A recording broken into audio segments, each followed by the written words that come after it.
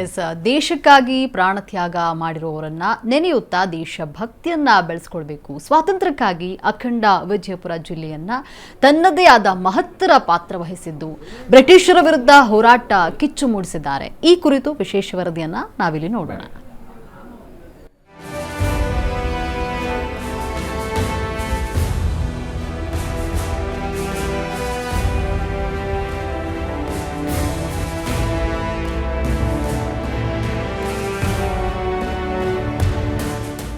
ಪಂಚನದಿಗಳಿಂದ ಸಮೃದ್ಧವಾಗಿದ್ದ, ಕಲೆ ಸಂಸ್ಕೃತಿಗೆ ವಿಶ್ವವಿಖ್ಯಾತಿ ಪಡೆದಿದ್ದ ಅವಿಭಜಿತ ವಿಜಯಪುರ ಜಿಲ್ಲೆಗೆ ಬ್ರಿಟಿಷರು 1818ರಲ್ಲಿ ಪ್ರವೇಶ ಮಾಡಿದರು.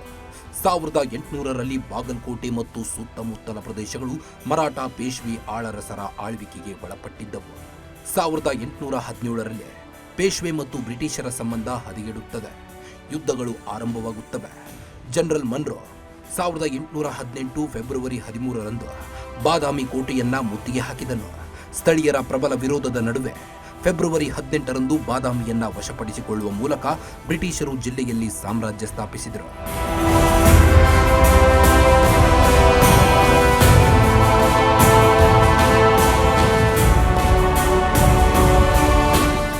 ಬಾದಾಮಿ ವಶಪಡಿಸಿಕೊಂಡ ಜನರಲ್ ಮನ್ರೋ ಫೆಬ್ರವರಿ 22ರಂದು ಯಾವುದೇ ಪ್ರಬಲ ವಿರೋಧವಿಲ್ಲದೆ ಬಾಗಲಕೋಟೆಯನ್ನ ವಶಪಡಿಸಿಕೊಂಡನು. ಮುಂದೆ 1818 ಮೇ 17ರ ಹೊತ್ತಿಗೆ ಕೃಷ್ಣಾ ನದಿಯ ಉತ್ತರ ಭಾಗವನ್ನ ಅಂದರೆ ಅಖಂಡ ವಿಜಯಪುರ ಜಿಲ್ಲೆಯನ್ನ ಆಕ್ರಮಿಸಿಕೊಂಡು ಈ ಭಾಗವನ್ನ ಮುಂಬೈ ಗವರ್ನರ್ ಆಳ್ವಿಕೆಗೆ ಒಳಪಡಿಸಲಾಯಿತು. ಜಮಖಂಡಿಯನ್ನು ಪಟವರ್ಧನರ ಆಳ್ವಿಕೆಗೆ, ಮುಧೋಳವನ್ನು ಗೋರ್ಪಡೆಯವರಿಗೆ ವಹಿಸಿಕೊಡಲಾಯಿತು.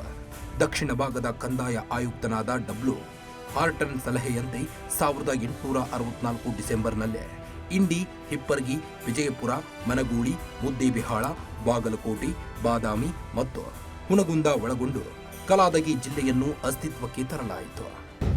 ಬಹಳ ಮುಖ್ಯವಾಗಿ ನಮ್ಮ ಬಾಗಲಕೋಟೆ ಜಿಲ್ಲೆಯು ಒಂದು ಕಾಲಕ್ಕೆ ಅದು ಸ್ವಾತಂತ್ರ್ಯ ಸಿಗುವಂಥ ಸಂದರ್ಭ ಒಳಗಡೆ ಅಖಂಡ ವಿಜಯಪುರ ಜಿಲ್ಲೆ ಆಗಿತ್ತು ಅನ್ನೋಂಥದ್ದು. ಈ ಕಾರಣಕ್ಕಾಗಿ ನಾವು ಅಖಂಡ ವಿಜಯಪುರ ಜಿಲ್ಲೆಯ ಸ್ವಾತಂತ್ರ್ಯ ಹೋರಾಟದ ಒಂದು ಸ್ಮರಣೀಯ ಘಟನೆಗಳನ್ನು 80ನೇ ಒಂದು ವರ್ಷಾಚರಣೆ ಸಂದರ್ಭದಲ್ಲಿ ನಾವು ನೆನೆಸಿಕೊಳ್ಬೇಕನ್ನುವಂಥದ್ದು. ಭಾಳ ಮುಖ್ಯವಾಗಿ ನಮ್ಮ ಈ ಸ್ವಾತಂತ್ರ್ಯ ಹೋರಾಟದ ಮೊದಲ ಒಂದು ಹೋರಾಟದ ಪರಿಕಲ್ಪನೆ ಆರಂಭವಾಗಿದ್ದು ಬಾದಾಮಿ ಕೋಟೆಯಿಂದ. ಬಾದಾಮಿ ಕಿಲ್ಲೆ ಕೆಡವಿದಂತಹ ಒಂದು ಲಾವಣಿಕಾರರ ಪದದಿಂದ ಅದು ಆರಂಭವಾಗತ್ತೆ. ಆಮೇಲೆ 1857ರ ಚಾಂದಕೋಟೆ ಬಂಡಾಯ ಆ ಕಡೆ ಬಿಜಾಪುರ ಜಿಲ್ಲೆ ಒಳಗಡೆ. ಆಮೇಲೆ 1857ರ ಹಲಗಲಿ ಬಂಡಾಯ ನಮ್ಮ ಬಾಗಲಕೋಟೆ ಜಿಲ್ಲೆಯಲ್ಲಿ. ಆಮೇಲೆ 1905ರ ಸ್ವದೇಶಿ ಚಳವಳಿ ನಮ್ಮ ಬಾಗಲಕೋಟೆ ಜಿಲ್ಲೆಯಲ್ಲಿ ನಡೀತು.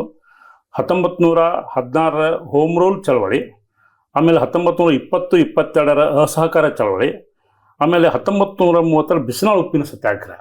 ಅಂದರೆ ಉಪ್ಪಿನ ಸತ್ಯಾಗ್ರಹನ ಗಾಂಧೀಜಿಯವರು ಹಮ್ಮಿಕೊಂಡ್ರು. ಅದು ಇಲ್ಲಿ ನಮ್ಮ ಬಾಗಲಕೋಟೆ ಜಿಲ್ಲೆಯಲ್ಲಿ ಸಹಿತ ಬಿಸಿನಾಳ ಉಪ್ಪಿನ ಸತ್ಯಾಗ್ರಹ ನಡೀತು. ಅದ್ರ ಬಗ್ಗೆ ವಿವರಣೆಗಳನ್ನು ಸಹಿತ ನಾವು ನೋಡ್ಬೋದು.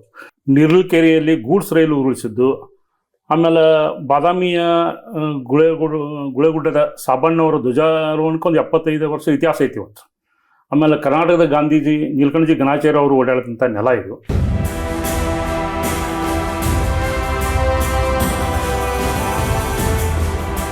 ಬಾಗಲಕೋಟೆ ಜಿಲ್ಲೆಯ ಈಗಿನ ಬೆಳಗಿ ತಾಲೂಕಿನ ಹಲಗಲಿ ಭಾರತ ಸ್ವಾತಂತ್ರ್ಯ ಹೋರಾಟದಲ್ಲಿ ಇಡೀ ರಾಷ್ಟ್ರದಲ್ಲಿಯೇ ಗುರುತಿಸಿಕೊಂಡ ಗ್ರಾಮ. ಹಲಗಲಿ ಆಗ ಮುಧೋಳ ಸಂಸ್ಥಾನಕ್ಕೆ ಸೇರಿದ್ದ ಒಂದು ಸಣ್ಣ ಹಳ್ಳಿ. ಬೇಡರೆ ಇಲ್ಲಿನ ಪ್ರಧಾನ ನಿವಾಸಿಗಳು. ಹಲಗಲಿಯಲ್ಲಿ ಸಿಡಿದ ಸ್ವಾತಂತ್ರ್ಯದ ಕಿಡಿಯ ಸ್ವರೂಪವೇ ಬೇರೆ.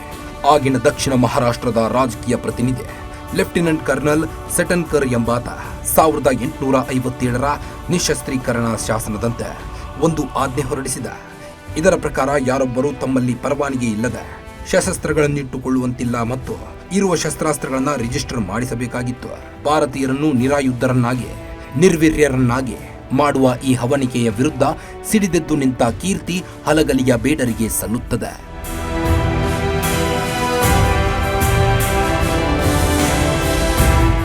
ಶಸ್ತ್ರಾಸ್ತ್ರ ಒಪ್ಪಿಸುವುದು ಕಡಾಖಂಡಿತವಾಗಿ ಸಾಧ್ಯವಿಲ್ಲ ಎನ್ನುತ್ತಾರೆ. ಆಗ ಹೆನ್ರಿ ಹ್ಯಾವ್ಲಾಕ್ ನೇತೃತ್ವದಲ್ಲಿ ಹಲಗಲಿ ಮೇಲೆ ಬ್ರಿಟಿಷ್ ಸೈನ್ಯ ದಾಳಿ ಮಾಡುತ್ತದೆ. ಹಲಗಲಿ ಬೇಡರು ಪ್ರಬಲವಾಗಿ ಹೋರಾಡುತ್ತಾರೆ. ಬ್ರಿಟಿಷ್ ಸೈನ್ಯ ಸೋತು ಪಲಾಯನಗೈಯುತ್ತದೆ. ಈ ದಾಳಿಯಲ್ಲಿ ಹ್ಯಾವ್ಲಾಕ್ನನ್ನು ಹತ್ಯೆ ಮಾಡಲಾಗುತ್ತದೆ. ಈ ಸೇಡು ತೀರಿಸಿಕೊಳ್ಳಲು ಬ್ರಿಟಿಷ್ ಅಧಿಕಾರಿ ಲೆಫ್ಟಿನೆಂಟ್ ಕರ್ನಲ್ ಸೆಟನ್ಕರ್ ಸೈನ್ಯದೊಂದಿಗೆ ರಾತ್ರಿ ವೇಳೆಯಲ್ಲಿ ಹಲಗಲಿ ಮೇಲೆ ದಾಳಿ ಮಾಡಿ ಊರಿಗೆ ಬೆಂಕಿ ಹಚ್ಚುತ್ತಾನೆ. ಲೆಫ್ಟಿನೆಂಟ್ ಕರ್ನಲ್ ಶಟನ್ಕರ್ ಎಂಬಾತ 1857ರ ನಿಶಸ್ತ್ರೀಕರಣ ಶಾಸನದಂತೆ ಒಂದು ಆಜ್ಞೆ ಹೊರಡಿಸಿದ. ಇದರ ಪ್ರಕಾರ ಯಾರೊಬ್ಬರು ತಮ್ಮಲ್ಲಿ ಪರವಾನಗಿ ಇಲ್ಲದೆ ಶಸ್ತ್ರಗಳನ್ನು ಇಟ್ಟುಕೊಳ್ಳುವಂತಿಲ್ಲ ಮತ್ತು ಶಸ್ತ್ರಗಳು ಇಟ್ಟುಕೊಂಡ್ರೆ ಅವನ್ನ ರಿಜಿಸ್ಟ್ರೇಷನ್ ಮಾಡಿಸಬೇಕಂತ ಹೇಳಿದ, ನೋಂದಣಿ ಮಾಡಿಸಬೇಕಾಗಿತ್ತು. ಅಂದ್ರೆ ಪ್ರಥಮ ಸ್ವಾತಂತ್ರ್ಯ ಹೋರಾಟ ಅಲ್ಲಿಂದ ಚಲೋ ಆಯ್ತು ನಮ್ಮ ಜಿಲ್ಲೆಯಲ್ಲಿ. ಹೌದು. ಅಂದ್ರೆ ಏನು ಹೇಳಿದ್ರು, ನಮ್ಮ ಭಾರತೀಯರನ್ನು ನಿರಾಯುಧರನ್ನಾಗಿ ಮಾಡಬೇಕು, ನಿರ್ವೀರನ್ನಾಗಿ ಮಾಡಬೇಕು ಅನ್ನೋ ಹವಣಿಕೆ ವಿರುದ್ಧ ಸಿಡಿದದ್ದ ಮೊಟ್ಟ ಮೊದಲ ಇವರು ಹಲಗಲಿ ಬೇಡರು ಅವ್ರಿಗೆ ಸಲ್ತದ್ರು. ಅಂದರೆ ನಿಶಸ್ತ್ರೀಕರಣ ಕಾಯ್ದೆ ವಿರುದ್ಧ ಫಸ್ಟು ಹಲಗಲಿ ಬೇಡರು ಸಿರು ಹೇಳ್ತಾರೆ. ಹಲಗಲಿ ಬೇಡರು ಈ ಕಾಯ್ದೆ ವಿರುದ್ಧ ಬಂಡಾಯವಾದರು. ಕಾರಣ ಬೇಡರು ಬೇಟೆಯಾಡಿ ಜೀವನ ಸಾಗಿಸುತ್ತಿದ್ದರಿಂದ ಅವರಿಗೆ ಶಸ್ತ್ರಾಸ್ತ್ರಗಳು ಅವಶ್ಯಕವಾಗಿದ್ದವು. ಅಂದರೆ ಅವರು ಅವ್ರು ಶಸ್ತ್ರಾಸ್ತ್ರ ಅಗತ್ಯದ್ದರು, ಅವ್ರು ಹೇಳ್ತಿದ್ರು ಅವರು. ಆದ್ದರಿಂದ ಈ ಕಾಯ್ದೆ ವಿರೋಧಿಸಿದ ಬೇಡ ನಾಯಕರಾದ ಜಿಡಗಪ್ಪ, ಜಿಡಗಣ್ಣವರು, ಬಾಲಪ್ಪ, ಹನುಮಪ್ಪ, ರಾಮವ್ವ ಮುಂತಾದವರು ಬಂಡಾಯ ಬೀಳಲು ಜನರನ್ನು ಹುರಿದುಂಬಿಸಿದರು. ಶಸ್ತ್ರಾಸ್ತ್ರಗಳನ್ನು ಒಪ್ಪಿಸುವುದು ಇದು ಇವರ ಆತ್ಮಗೌರವದ ಪ್ರಶ್ನೆಯಾಗಿತ್ತು. ಬೇಡರು ತಮ್ಮಲ್ಲಿರುವ ಎಲ್ಲ ಆಯುಧಗಳನ್ನು ಒಪ್ಪಿಸಬೇಕೆಂದು ಆಜ್ಞೆಗೆ ಪ್ರಬಲ ವಿರೋಧ ವ್ಯಕ್ತವಾಯಿತು. ಜನಪದ ಲಾವಣಿಕಾರರೇ ಉಲ್ಲೇಖಿಸಿದಂತೆ ವಿಲಾಯತಿಯಿಂದ ಕಂಪನಿ ಸರ್ಕಾರ ಹುಕುಮ ಕಳುಹಿಸಿದ ಜನರಲ್ಲಿರುವ ಕತ್ತಿ, ಕಟಾರಿ, ಕೈಚೂರಿ, ಚಾಕು, ಗುರ್ದಿ, ಸುರಾಯಿ, ಚಕ್ರ, ಬಾಳಿ ಬರ್ಚಿ, ಬಿಚ್ಚುಗತ್ತಿ, ಬಾಣ, ಬಿಲ್ಲು, ಪಟಾಕ, ಪಿಸ್ತೂಲ, ಕರುಲಿ, ತೇಗ, ಜಾಲಗೊಡಲಿ, ಶಸ್ತ್ರತೋಪು, ತುಬಾಕಿ, ಹೊಡವು, ಮದ್ದುಗುಂಡು ಎಲ್ಲವನ್ನೂ ತಂದು ಒಪ್ಪಿಸಬೇಕು. ಮುಚ್ಚಿ ಇಟ್ಟವರಿಗೆ 3 ವರ್ಷ ಬೇಡಿ ಕೊಡದೆ ಸತಾಯಿಸುವವರನ್ನು ಕಡಿದು ಹಾಕಬೇಕು ಎಂದು ಆಜ್ಞೆಯಾಗಿತ್ತು. ಅಸಹಕಾರ ಚಳುವಳಿ ಮತ್ತು ಪ್ರಚಾರ ಮಾಡಲು ಗಾಂಧೀಜಿಯವರು ಬಾಗಲಕೋಟೆಗೆ ಭೇಟಿ ನೀಡಿದ್ರು. ಇದೇ 100 ವರ್ಷಗಳ ಹಿಂದೆ, ಅಂದರೆ 27 ಮೇ 1921ರಂದು ರೈಲ್ವೆ ಸ್ಟೇಷನ್ ಹತ್ತಿರ ರಾಷ್ಟ್ರೀಯ ಶಾಲೆಯ ವರಾಂಡಾದಲ್ಲಿ ಸಭೆ ಏರ್ಪಡಲಾಗಿತ್ತು. 10,000 ಜನಾಂಗ ಸೇರಿದ್ರು. ಅಸಹಕಾರ ತತ್ವಗಳಾದ ವಿದೇಶಿ ಶಾಲಾ ಕಾಲೇಜುಗಳ ಬಹಿಷ್ಕಾರ, ವಿದೇಶಿ ವಸ್ತುಗಳ ಬಹಿಷ್ಕಾರ ಕುರಿತು ಮಾತನಾಡಿದರು.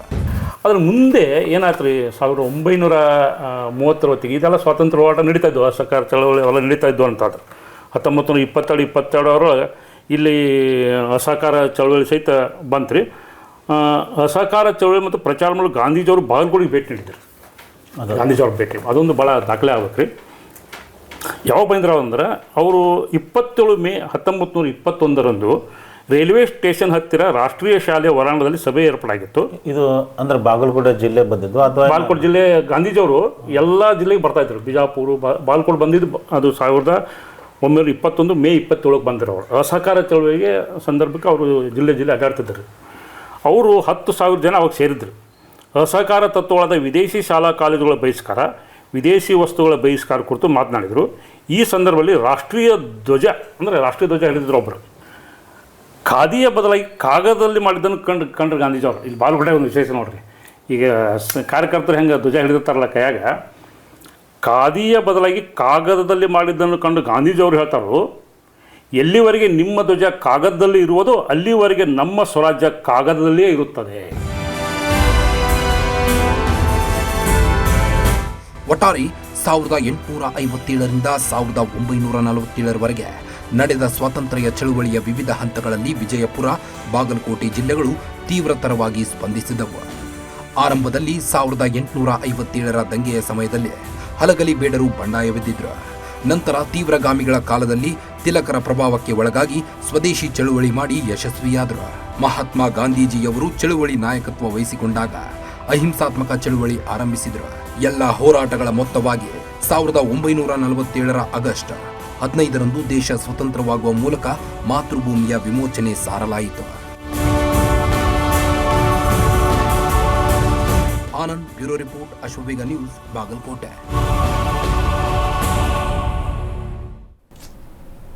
Wow, nice information. Thank you team. ಒಳ್ಳೆಯ ವರದಿ. ಯಾಕೆ ಒಳ್ಳೆಯ ವರದಿ? ಏನು, ಪ್ರತಿ ಬಾರಿ ಸ್ವಾತಂತ್ರ್ಯ ದಿನವನ್ನು ನಾವು ಆಚರಿಸ್ತೀವಿ, ಆದರೆ ಪ್ರತಿ ಸಂದರ್ಭದಲ್ಲಿಯೂ ಕೂಡ ಒಂದು ವಿಶೇಷತೆ, ಹೊಸತನವನ್ನು, ಆ ತಾಜಾತನವನ್ನು ನಮಗೆ ನೋಡಲಿಕ್ಕೆ ಸಾಧ್ಯವಾಗುತ್ತೆ. ಯಾವಾಗ ನಾವು ಕಲಿಕಾ ಮನೋಭಾವದಲ್ಲಿ ಇರ್ತೀವೋ ಆಗ ಸಾಧ್ಯವಾಗುತ್ತೆ ಅಂತ ಅನಿಸುತ್ತೆ. ಯಾಕೆ nice information. What was inspired me ಅಂತ ನೋಡಿದಾಗ ಮಹಾತ್ಮ ಗಾಂಧೀಜಿಯವರ ಮಾತು ಈ ಮುಂಚೆನೂ ಕೇಳಿರ್ತೀವಿ, ಆದರೆ ಹೌದಲ್ಲ, ಆ ಮನದಟ್ಟಾಗುವಂಥ ರೀತಿ ಇದೆಯಲ್ಲ, ಅದು ಮತ್ತಷ್ಟು ಹೊಸ ರೂಪವನ್ನು ಪಡೆದುಕೊಂಡಿರುತ್ತೆ. ಎಲ್ಲಿಯವರೆಗೂ ನಮ್ಮ ಧ್ವಜ ಕಾಗದದಲ್ಲಿರುತ್ತೋ ಅಲ್ಲಿವರೆಗೂ ನಮ್ಮ ಸ್ವಾತಂತ್ರ್ಯ ಕೂಡ ಕಾಗದದಲ್ಲಿಯೇ ಇರುತ್ತೆ. ಅಂದರೆ ಸ್ವಾಭಿಮಾನ ಬೇಕು ನಮಗೆ.